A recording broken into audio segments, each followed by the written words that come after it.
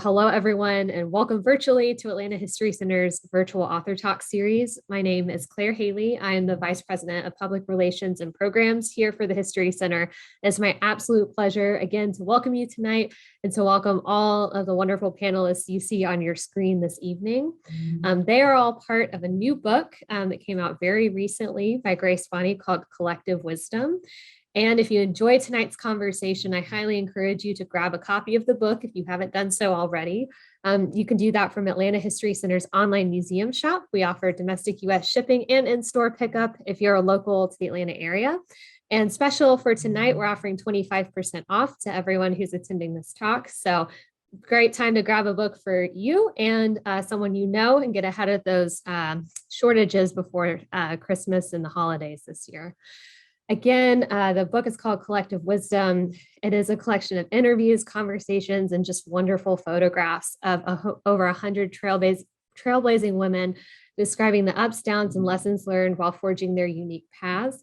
And there's all kinds of people with portraits in this book, with careers ranging from Olympic athletes to NASA team members to artists, activists, writers, filmmakers, from women in their 50s to those who are 100. So it's just really cool stories. And you'll get to hear from a few of them here tonight. Grace Bonney is the author of this book. She's the author of the best-selling book In the Company of Women and Design Sponge at Home. She's passionate about equity, inclusivity, and supporting all members of the creative community. You'll probably know her well as the founder of Design Sponge, a wonderful website which reached nearly 2 million readers per day for 15 years and is officially archived at the Library of Congress. She's written in a variety of magazines, podcast host, and she is currently calling in from her home in New York's Hudson Valley, where she lives with her wife and their 3 pets. So I'm going to turn it over to Grace now, but Grace and all the people on the panel, thank you so much for being here tonight. We absolutely can't wait to hear your conversation. Hi, everyone. Thank you so much, Claire. Thank you, Monique. Thank you, everybody at the Atlanta History Center for having us tonight. And thank you so much to all of the women from the book who have taken the time to be here. I've already asked you all many questions for this book, but I have many more questions to ask, and I'm really excited to dive in. But before we get started, I think it's really important that people introduce themselves in their own voices and their own words. So I'd love to start by just having you each introduce yourselves, tell us a little bit about who you are and where you're talking to us from tonight, and then we'll dive into questions. So Gail, how about we start with you? Okay, great. Hi, my name's Gail Marquis, and I am calling you, or I'm in contact with you, or I'm Zooming with you from Jersey City, New Jersey, not too far from New York. And I'm in the book. Grace chose me. Right now, I work with our foundations for over here at a local university, New Jersey City University. I am a development person, fundraiser. And prior to that, I had been on Wall Street. So I was asking money at one time to put in a person's account. Now I'm asking for money to help scholarships, endowments, and everything and the like. So still asking for money, but happy to be here. Oh, and I'm an Olympic athlete. I always kind of forget to say that one. Basketball is my game. I just had a doctor ask me today what he said, you play golf? I said, yes. He said, what's your handicap? I said, my handicap is 20 because that's about how long I played basketball. So here I am. You have me tonight. Thanks so much, Grace. Thanks, Gail. Thanks for being here. Cheryl, let's go to you next. Well, that's a hard act to follow. My name is Cheryl O'Reilly, as my little name tag says. I'm an artist. I'm also known more probably in the past for my furniture design. And I also am an art advisor. I focus on artists of the Black African diaspora. I'm here in Jersey City, in an area called the Powerhouse Art District. A lot of warehouses that have been converted into loft spaces, and very just right across the water from Manhattan. I really found myself, I grew up in Houston, Texas, but I found myself when I moved to San Francisco. And that changed a lot of things in my life, how I ate, how I took care of my body, and also created where I learned to really create my own community, my own family. So I have that here in New Jersey, I have it in New York, And now pretty much with people all over the world and all because of the fact that we have social media now like Instagram. I meet people on the Instagram, and sometimes, many times, I meet them in real life as well. So that has really enriched and expanded my life in many ways. Thank you so much for being here, Cheryl. Elizabeth, do you want to go next? Oh, you're muted. One sec. There you go. All right. Well, I grew up in Columbus, Georgia, and as she said before, I found myself when I came to the Penland School of Craft in North Carolina, where I now live, not at the school, but very, very close. And I've done a lot of different kinds of art, but again, I guess I've really found my voice when I found metalworking, and specifically making sculptures with traditional blacksmithing techniques. So I make contemporary metal sculptures, but I use the ancient techniques of blacksmithing. And I guess that's all I need to say. I'm so happy you're here, and I very much hope your cat makes another appearance, because I saw that cameo, and I hope it happens again. Well, he's very excited to see me because I just got back home. I've been gone for several days, so I'm glad he's happy I'm back. Good. I'm glad you're reunited. And last but certainly not least, Mab, would you please introduce yourself to everyone? Yes, my full name is Mahbube Abbas Qolizadeh. Originally, I am Persian, Iranian, from south of Iran, and my parents, they are from north of Iran. And it's difficult to say who am I, what I am doing, just I am me here doing in the present with you. But if I want to talk about the things that I identify with themselves or my belonging, I enjoy identify myself as an eco-feminist activist now. I used to be more in women's rights activism when I was in Iran. And so I'm very passionate about women's rights and feminism and connection between nature, ecofeminism, and between politics, social justice, so many things that's related to activist life. And things that I do, I study now in MMTC program with Tara Brach, mindfulness meditation teaching course. And also I do some, now I am working on film project, documentary film project about Iranian women. And also I cook, and I use my body, I use my brain as much as I can. I'm gonna steal that now. It's just my answer for everything is I just use my body and my brain. That's a good way to put it.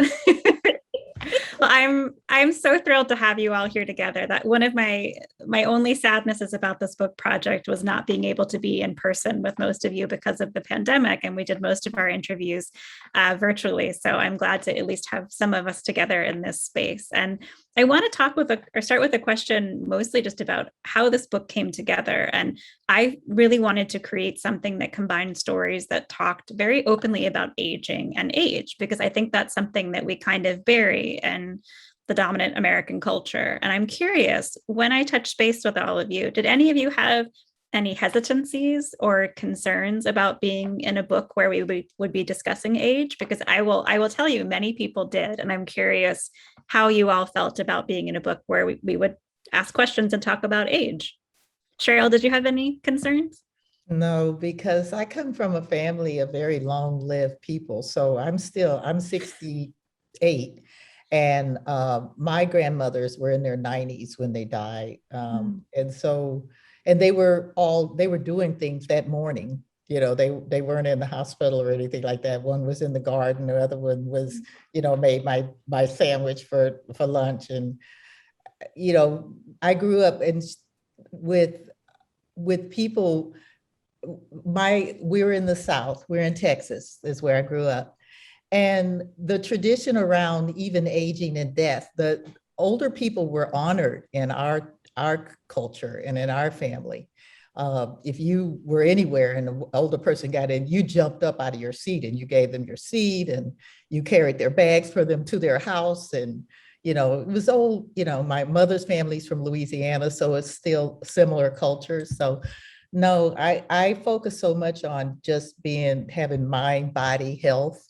And I'm grateful that I'm aging, because if I don't, that means I'm dead. So I'm good with aging. I'm not so happy about the fact that my memory isn't as good as it used to be. But of course, you're going to lose some things as you go along. And maybe it's just because I have too many memories. I like thinking about it that way. Gail, did you have any concerns about discussing age openly at all? No, I don't believe I did. I come from an athletic background, and sometimes I just do as I'm told. So if someone wants to talk about the aging process or how you feel, and I'll just say that age is just a number. I always kind of check my dynamics to see, how do I feel? My back hurting, or the legs? Do I feel strong? How's the heart? And if I'm feeling all right, age is just a number, and I just continue to go forward. So no hesitancies. And similar to the other women here, it's nice to be recognized. It's nice that someone is calling and asking and is interested.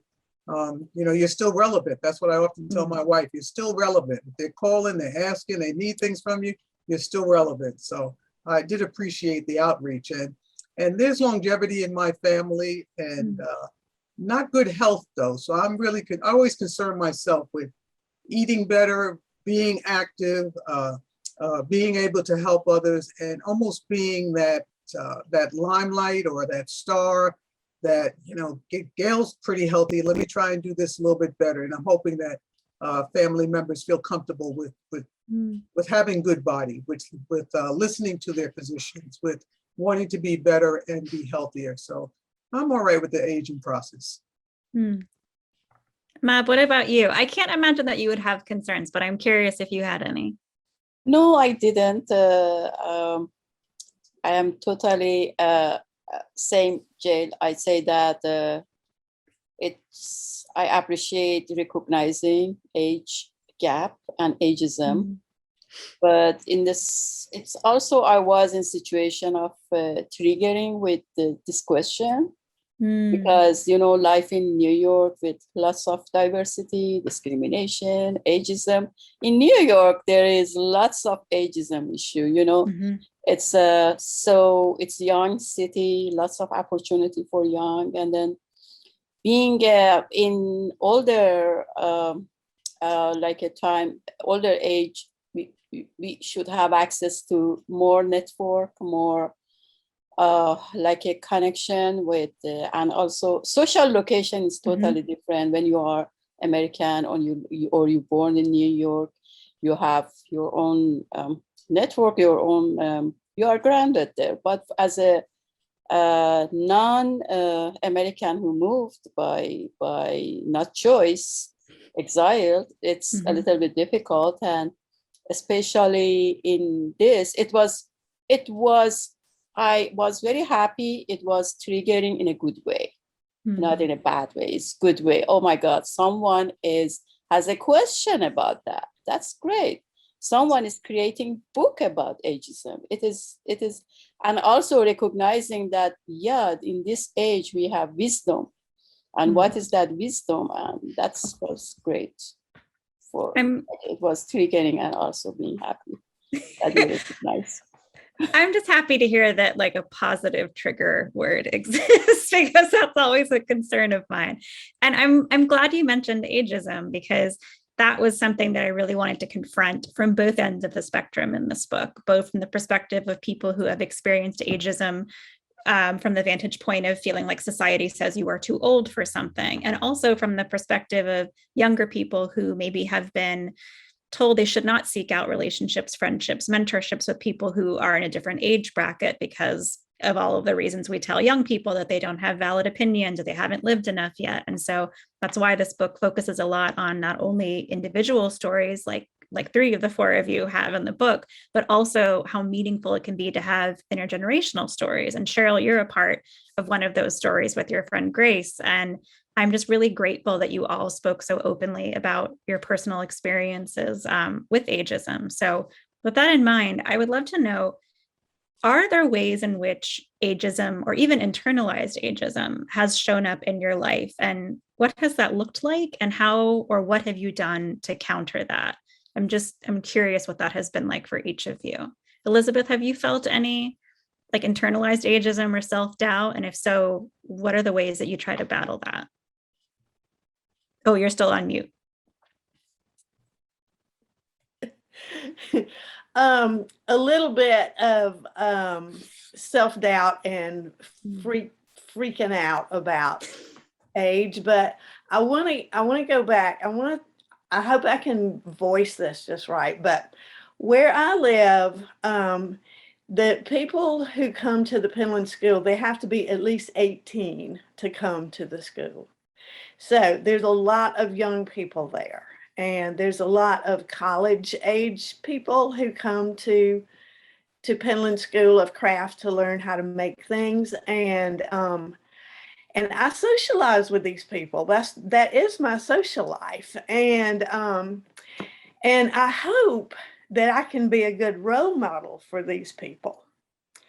So so that's the main point I wanted to make. But also a problem that I have, and something that really, really bothers me, and I haven't figured out exactly how to deal with it yet, is a young person coming up to me and saying, "Oh, I really love your work, and I've seen a lot of your sculptures and stuff like that." And then we'll be talking, and they'll say, "Are you still making work?"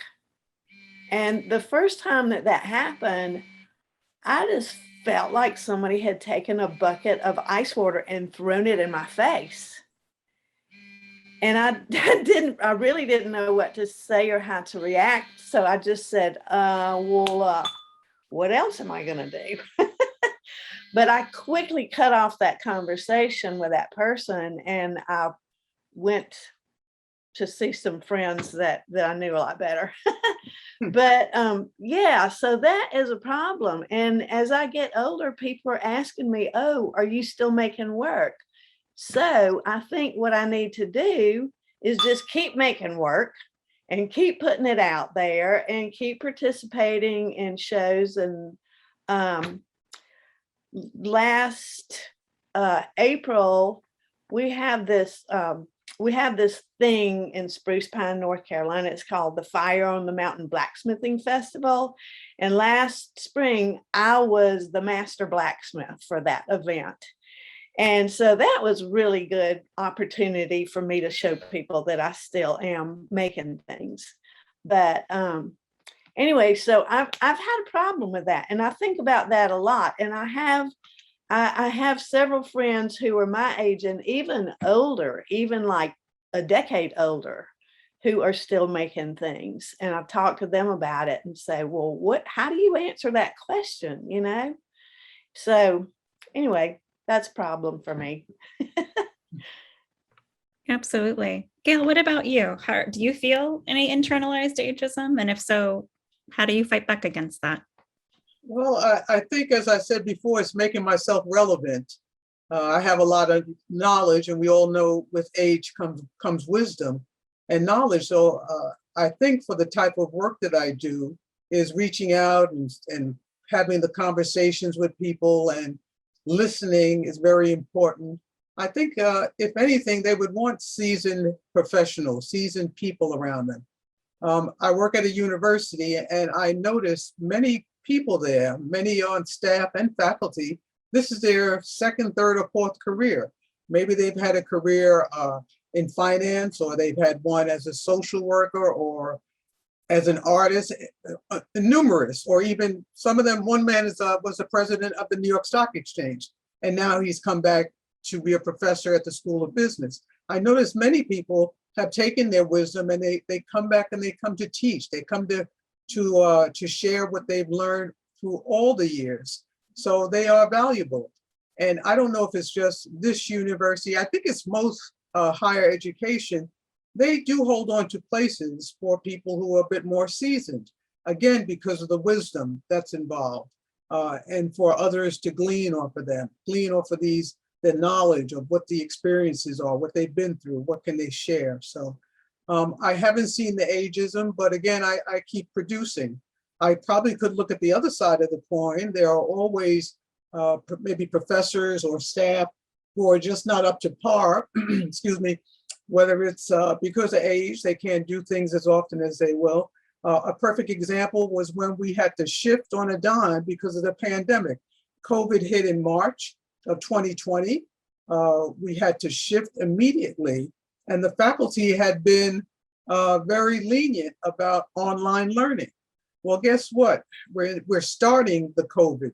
We're not even talking vaccine. We're just talking isolation for a month. We had to switch on a dime and start instructing online. So there was hesitancy. There had always been pushback around online learning, almost like it was subjugated. It wasn't real learning, so to speak. So those things have started to change. And I feel that some of the faculty, some of the staff, if they haven't made that pivot, if they haven't taken the opportunity to learn, to attend different courses, webinars, workshops that's provided to bring you up to speed, to instruct you, sure, you're going to be left behind. And sure, you're not going to enjoy the same experience. So there are some that just flat out, they retired, they left, or called it a bag, I can't come in, or they're afraid to come in. So for my field of work or my location, ageism did pop up. And it really was left to each individual of how they were going to handle it. Could they go forward? Or was that the stop that made them change their career, change their lifestyle? Cheryl and Mab, have either of you had any experiences with ageism that you want to share? I think what I encounter more often is people are surprised I'm so old because I can't seem to totally grow up and be completely mature as I should be. But I also look at life as such an adventure. And, as Elizabeth was talking, I realized, it has never occurred to me to retire. When you're an artist, you could die in the studio. You actually probably get better. You come up with other ways to compensate. There's always things that happen. Like I mentioned earlier, my memory isn't as good as it used to be, but guess what? I used to be able to memorize whole passages of the Bible. Well, it's like a muscle. If you're not using it a lot, I don't have to memorize. I have an iPhone, so everything is here that I need to know and do. I can just look on there. And maybe that's made my brain a little lazier. I developed arthritis in my right shoulder and my right hand in the last year or so. I wear my thumb brace. I take Advil every now and then. I've gone to the gym more to build muscle around the joints, and keep it moving.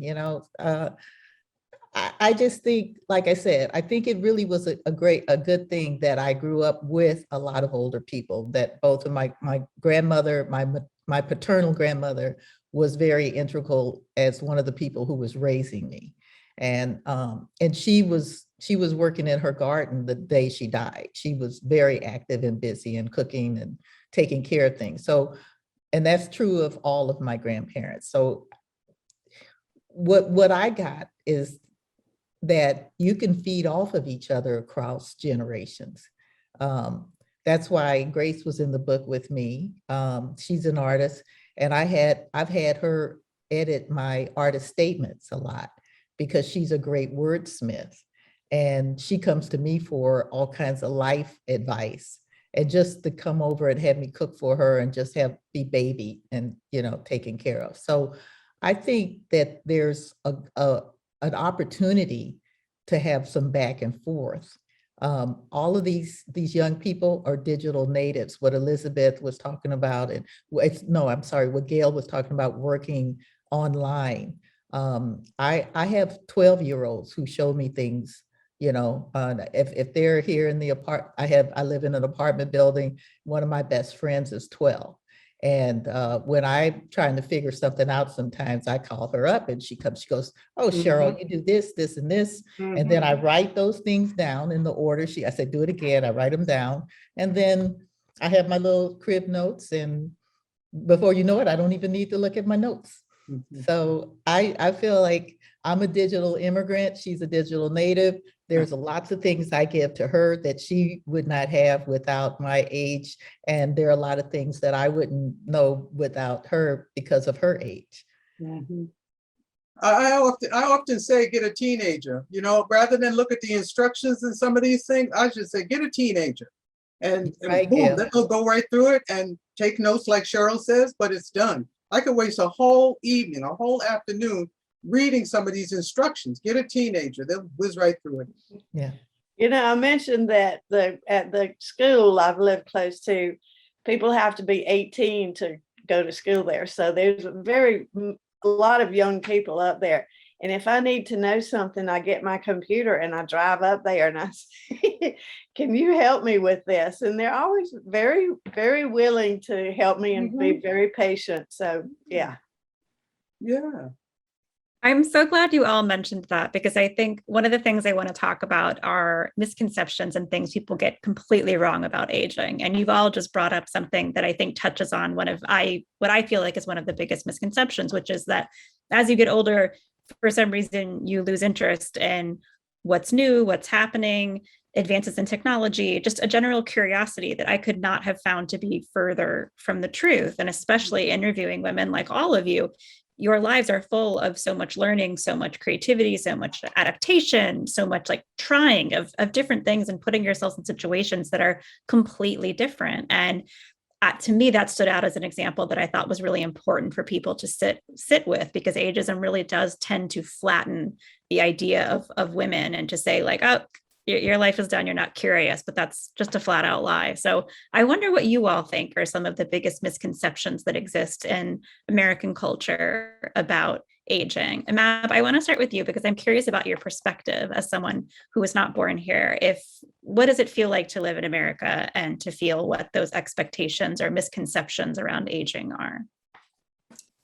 Oh, I think I find Iranian culture has more misconception about age than America, because we think in Iran that, okay, you retired now, just be grandma, just be relaxed, just pray, and go to gym and just relax, But here, when it was my first year when I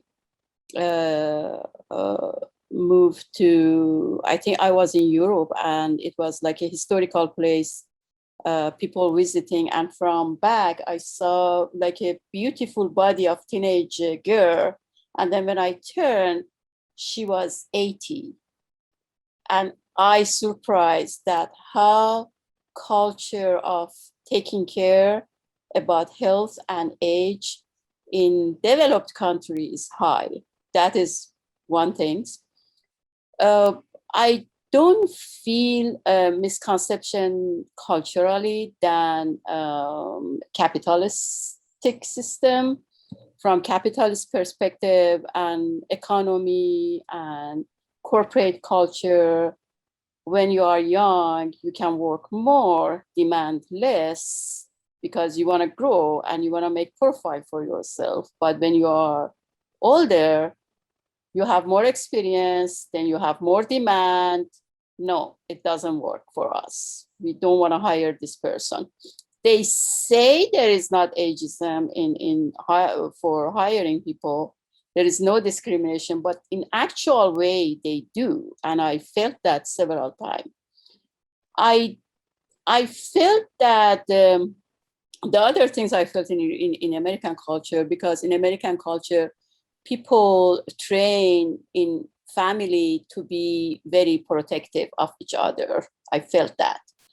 It is my feeling. So the only things I felt that in younger girls, younger generation, they don't know what they do with the older people, because they don't know they should offer their, like, I can do this for you, or they don't say that because they are in transition of two time, like a protection, protect, like a, because in, you know, in diverse culture, you don't do things that people don't ask you, but also in the same time, you should respect and protect. So there is some confusion I feel among younger, and sometimes they really want to protect, and okay, I can do my things. Why you want to carry my stuff? So the other misconception is about digital, that this is not true. Digital, I didn't find in my generation that they have problem with digital because we are older. And this is also a stereotype that you see in Apple and Facebook and in like a startup companies. All of them are young and there is no older. Why? Because why you think that is associated with age? You know, that is not, because I can do many things about digital. My friends, they can do in my community, because we our work field is about film and editing and digital and website and social media and journalism. So we should adapt them ourselves every day in this work. The other thing is about myself, misconception of myself from my inside, that okay, in this age, my body is, I should take care about my body more, and my body can, I can't make muscle. No, I can't enjoy some life experience that going to parties, socializing. Yeah, I prefer to sleep earlier than before, but I wake up earlier and enjoy a sunrise, because I am now more spiritual, because I have longer memory, I have deeper connection with being, and this is I like about age. You know, my mother always said, okay, this was in our culture. Okay, people when they get old, because they are going to die, they should be more spiritual and just leave like a materialistic stuff. But this is a stereotype, you know. When we go in my age, I just have longer memory. I can remember my childhood better. I have a stronger senses, because we get more sensitive about our senses. So there is some body change happen, but we can use it in good way, and it's more empowering than sometime from like a last decade or when we were younger.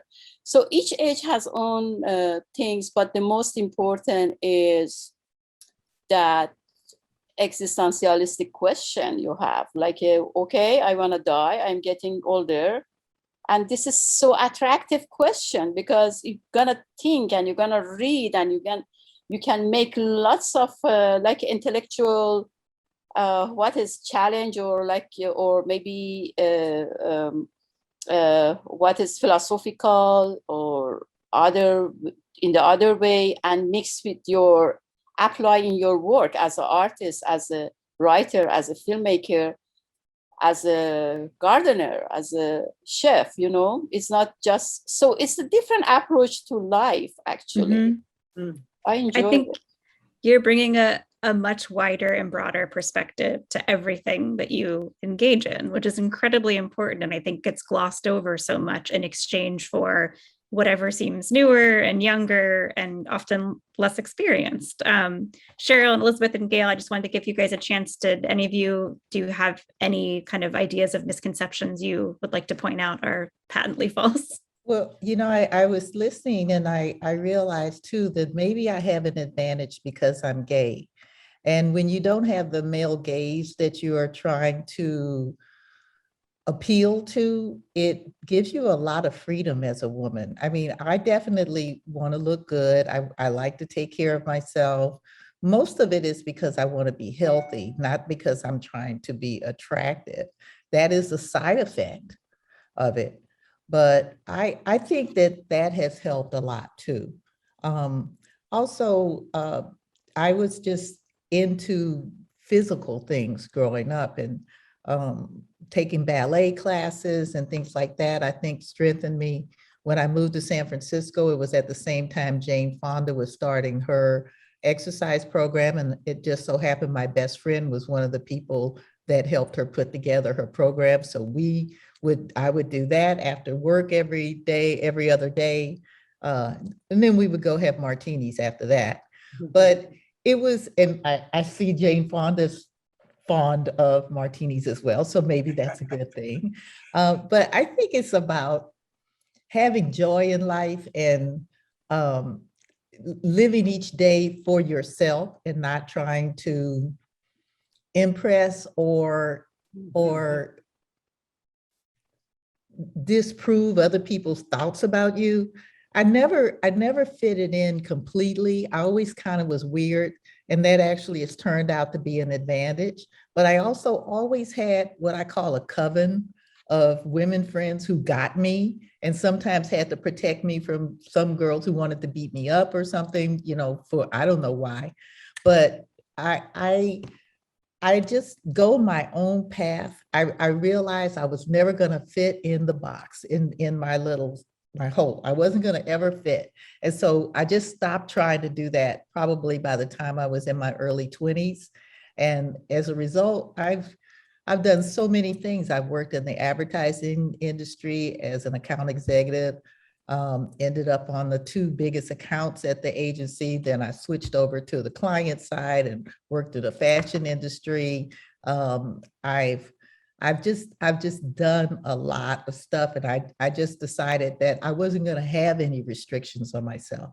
I'm not a highly educated person. I only have a Associates of Art degree from a Midwestern college because we didn't have a guidance counselor at my little ghetto Black school in Houston, Texas. So my father, where he grew up, there was no school for him to go to after sixth grade. And my mother became sick around the time I was in middle school, and she wasn't as much in my life, even though she was a very cultured and very smart and very creative and person. So I just gave up on fitting in and just decided to just go my own route. I have worked in 2 Smithsonian museums. I'm like, I have nothing to complain about as far as that part of my life. And just last week, the Museum of Art and Design here in New York acquired 3 of my sculpture necklaces for their permanent collection.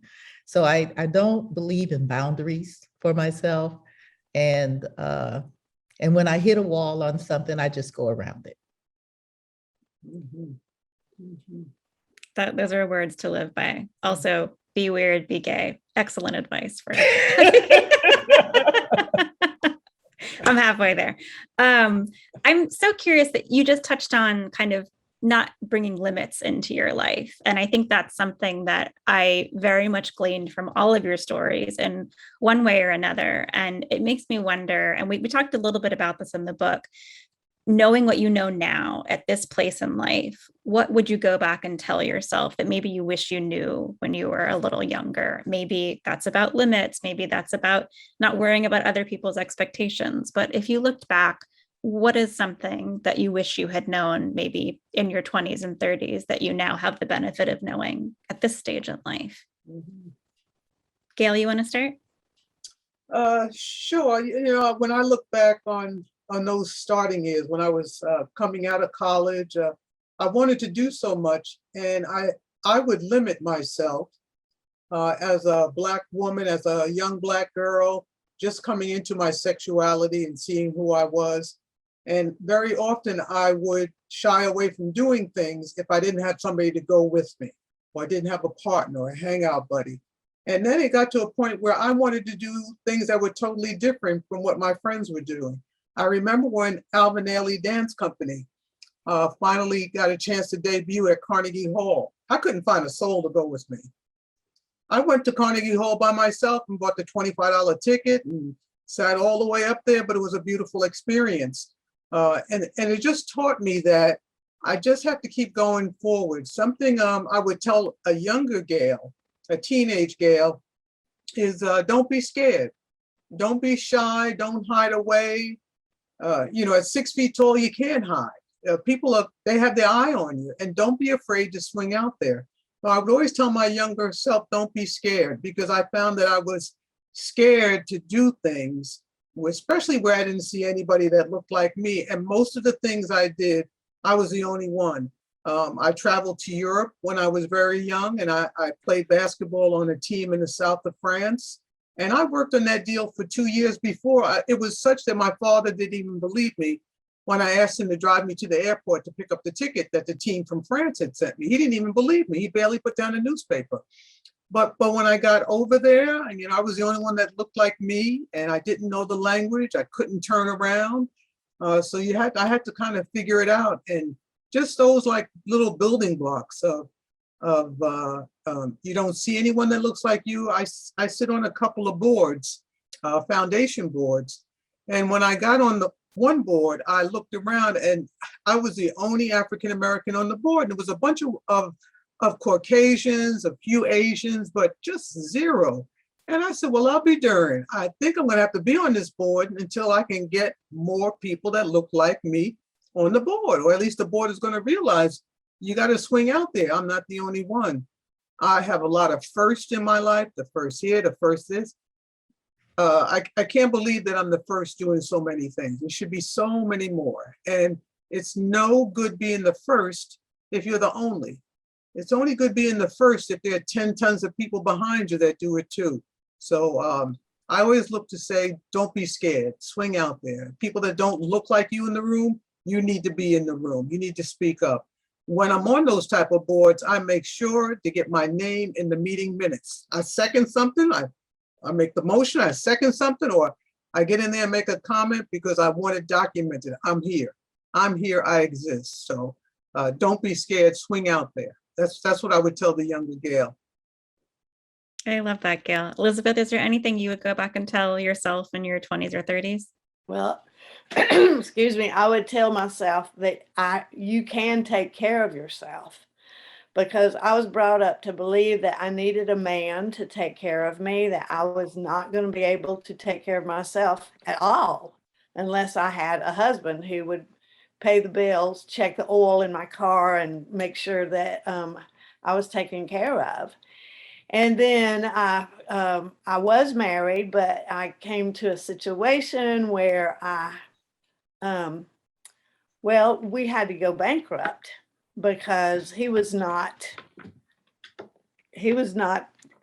providing, and he was he was not a good business person. And so I moved. That's when I moved to Penland. And I moved to this house that I bought for $34,000. And the reason I was able to get it for that is because it was full of termites. And so when I got this house, and I had a few other people move in here with me, and they paid me rent in order to stay here, and I saved my money and got the termites killed. And I got a job cooking in the Penland school kitchen. And when I paid my first electric bill with money that I had made for myself, I was so proud. And anyway, and so when I started blacksmithing and selling my work, and I sold the first apron piece that I had made and the very first pair of high heel shoes that I had made. And with that money, I bought myself a 4-wheel drive pickup truck. Oh. And I think that's when my father finally decided, well, maybe she'll be able to take care of herself. Uh-huh. And so, I'm not wealthy by any means, but I can damn well take care of myself. And your cat. And your cat. You're doing better. You're my doing better with kitty. the cat. Yeah. Exactly. Exactly. Mab, is there anything you would go back and tell your younger self? Yeah, nobody said about the motherhood, like when we are younger. For me, yeah, the only things that I think if I come back, I'm gonna change it. It's about my parenting style and my enjoying more being mother, enjoying with my kids, enjoying with my body when I had them in my stomach. So I think in that time we were not that much aware about how being mother is important things in life. And now my daughters, they know now, but still I missed that time, and I think they missed that time as well. And the other things, politics. I was so in politics. I was so like getting angry, getting depressed about stuff because we were in revolution during Iran. I'm talking about 1979 and for a few decades after that. So all the time I was, as an activist, I was so engaged in politics. And when we are in politics, we don't have that much compassion about other people.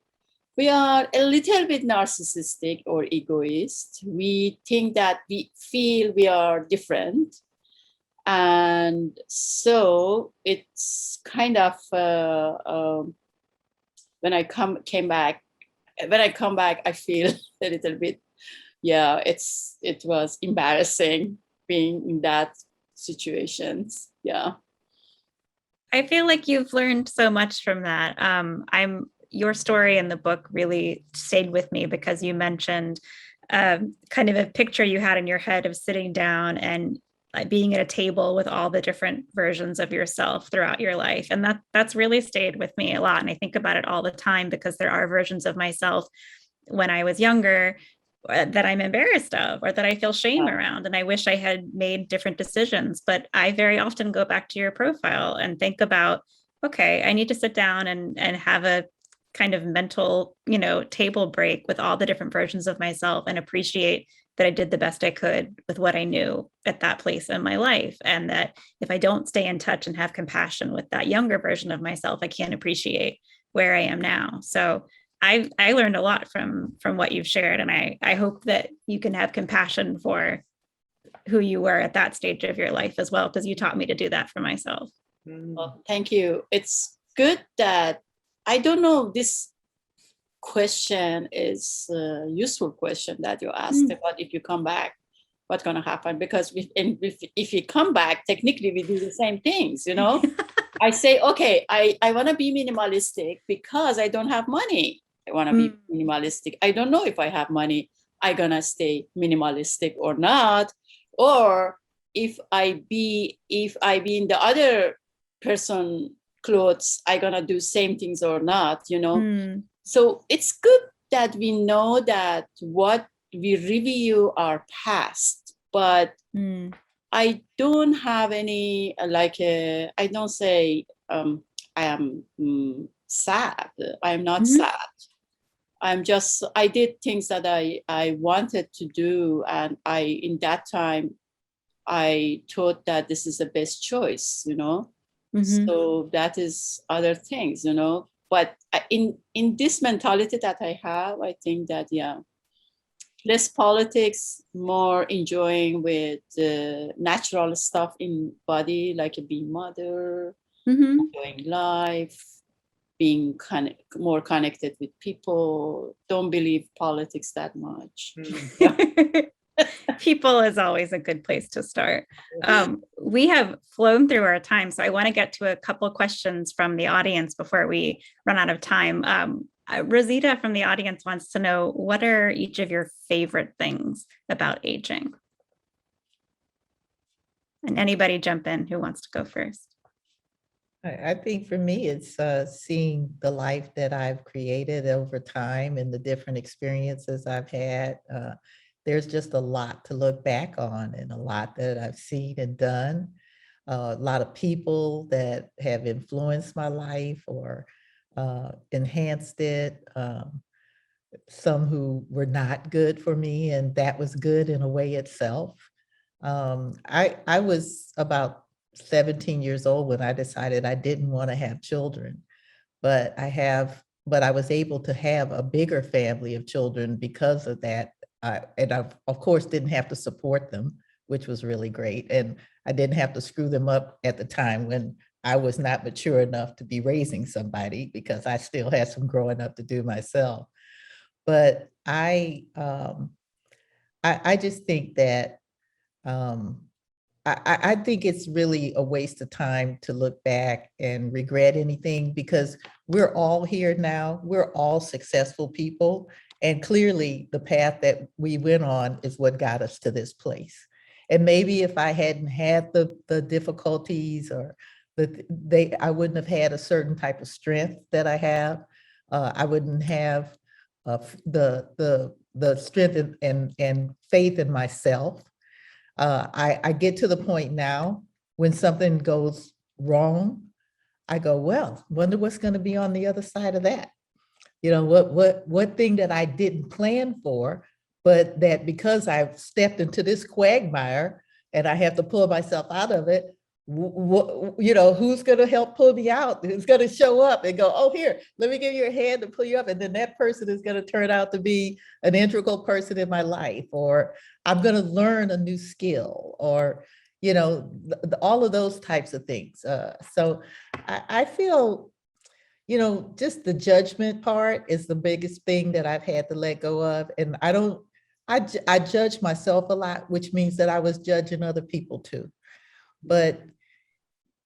And I still struggle with that, mostly in political situations. I still struggle with that, but it's human nature, and people look out for themselves in certain ways. And there are people who are greedy, and then there are people who maybe give too much and give themselves away. So I really think for me, the biggest thing is to release, to let go of preconceived notions and how things should be, and just be in life and just be experiencing it and learning new things and giving as much as you can. I don't have kids, but there's about 25 people who call me their other mother, or they refer to me just recently, like Jesse Williams, the actor. He was in a Art News magazine, and he called me his art godmother.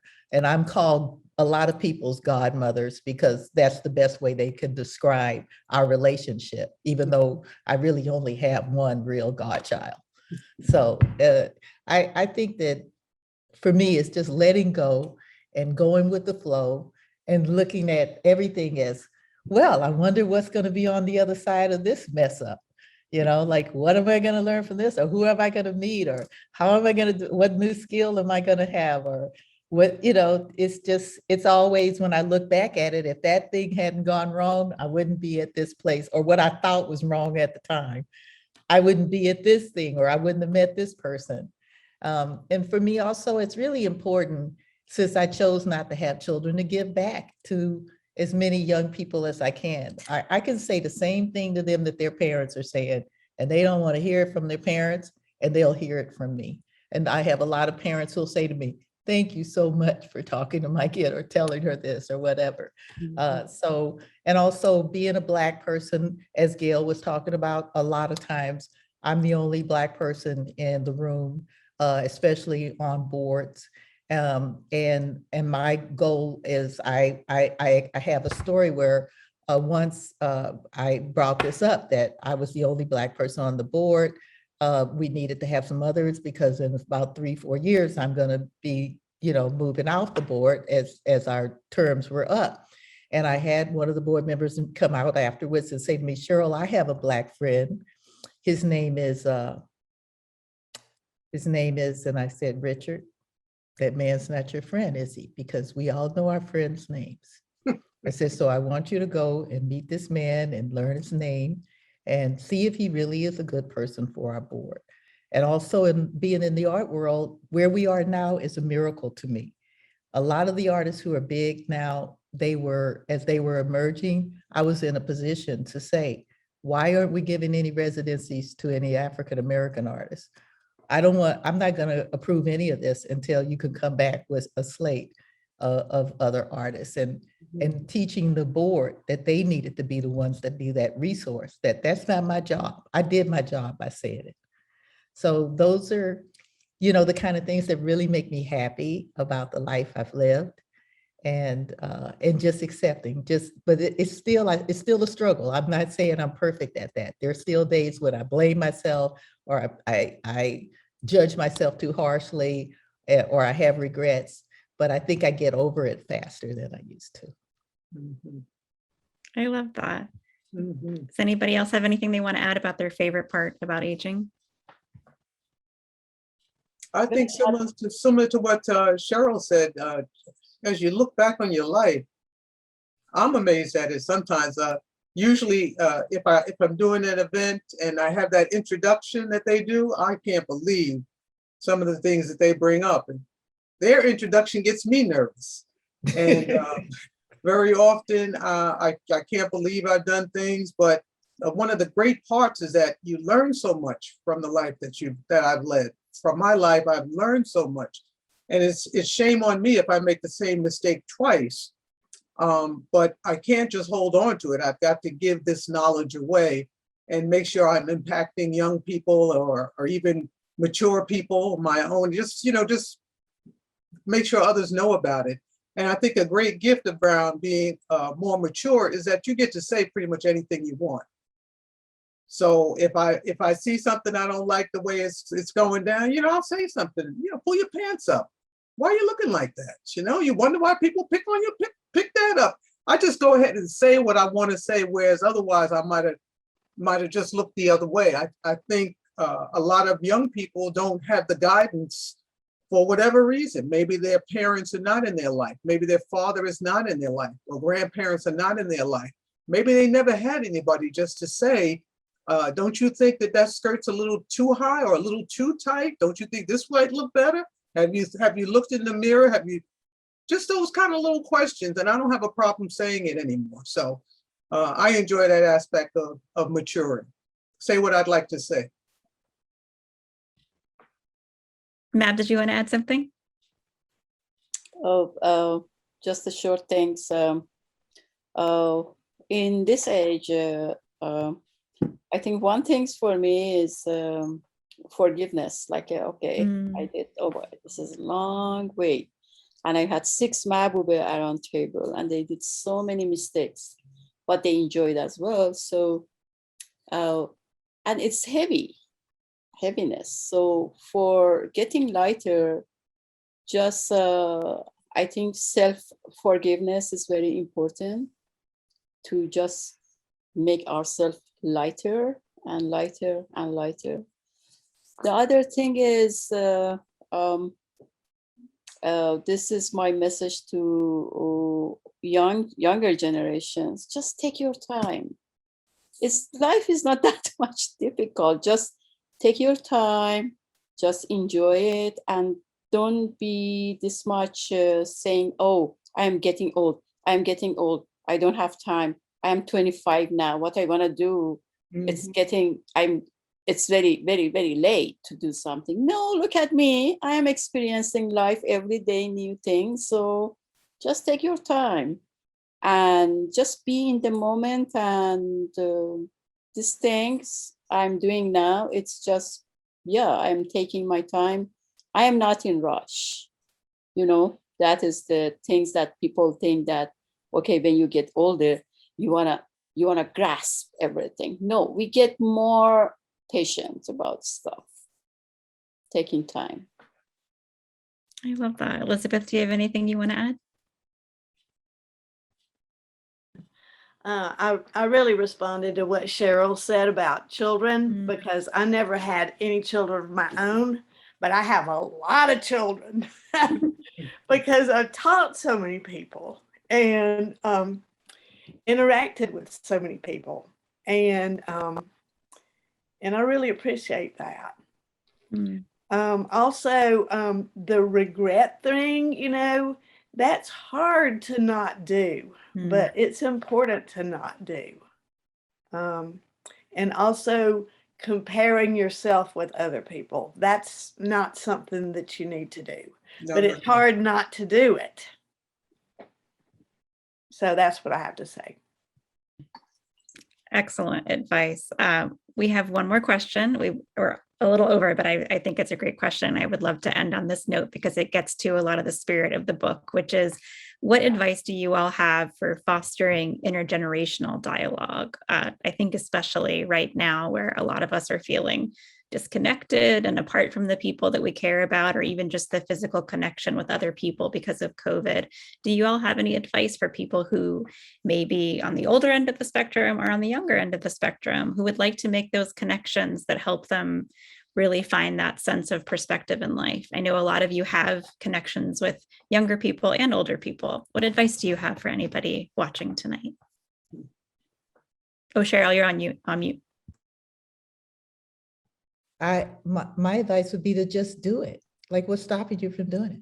If you meet a young person at the donut shop or whatever, you talk to them. You know, you like what they're wearing or something, or you don't like it, then you start having a conversation with them, or you trade books with them, or whatever. I mean, what's stopping you from doing it? Just do it. Just you know, just be open. And I think for me, what I had to learn to do is not be judgmental.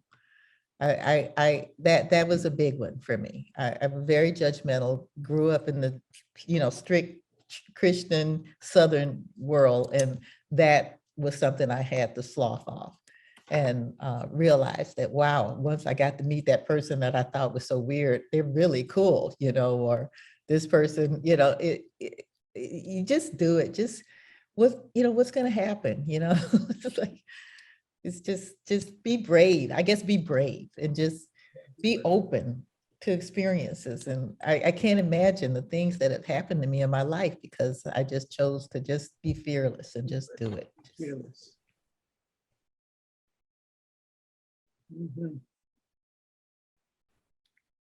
I found out coming out of this pandemic that I wanted to make more connections, even with family members, that you just lost track of them coming out of this COVID because we had all been locked down. I didn't get a chance to make all the phone calls. So just spontaneously pick up the phone and call someone, reconnect, and, you know, start from wherever you're starting. Don't go to the past.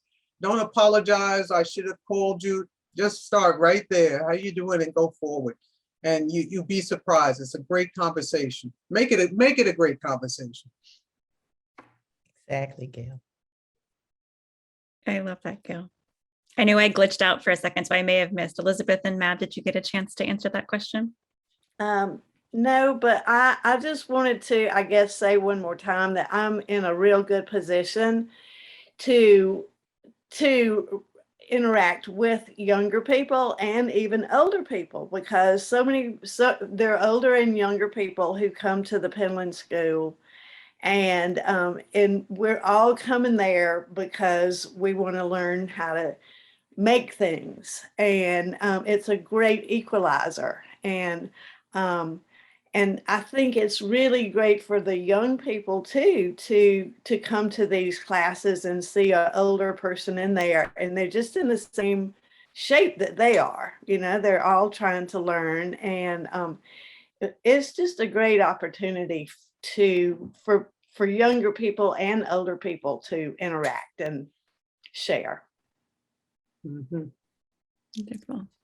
Mab, do you want to add anything before we head out? No, I told that I think, okay, I'm gonna add just one thing. I learned a lot from younger generation. I learn. So if I have opportunity to have a mixed community, which we don't have that much, because normally when even we are in like a party, younger they go together, older they go together. But if we mix, we can learn a lot about each other. And sometimes I think intergenerational community is harder than gay and straight community, or like a race-based community, it's because there is lots of activists, they are talking about diversity and like exclusivity and other stuff. But when we go to generation, we are not that much open. So I think, yeah, it's good that we think that now I'm gonna start fresh. So that is part of my progress to do it.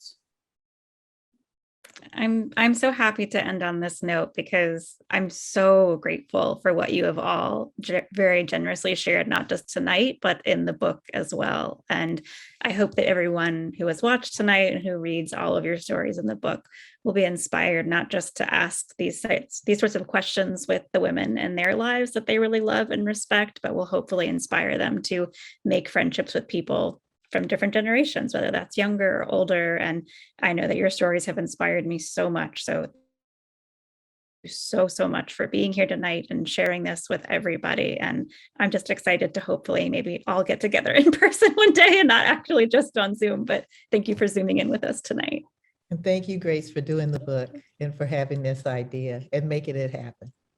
Oh, my pleasure. Thank you. And thank you so much, the Atlanta History Center, for having us all tonight. This was really special. Thank you.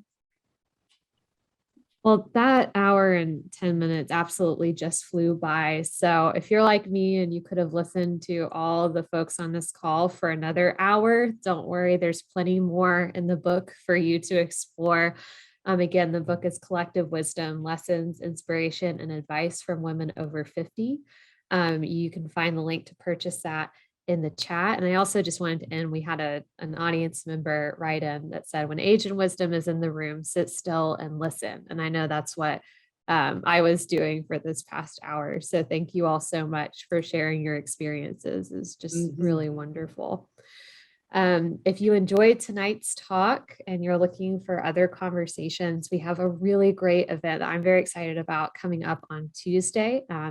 It's with Jared Alexander. He is a new author. So this is his first published book. It's a memoir, a really powerful memoir called Volunteers, growing up in the Forever War. He was an enlisted Marine from 1998 to 2006, and it's just a really incredible perspective. So if you enjoy memoir and hearing personal experiences, I really encourage you to check out that event, atlantahistorycenter.com. It's free. It's on Zoom. So we hope that you can join us. But again, everyone on this call, on this wonderful panel tonight, just thank you so much. And to our audience members, thank you. Thank you for your excellent questions. Everyone stay safe and stay well, and we will see you next time. Have a good night, everyone. Thank you.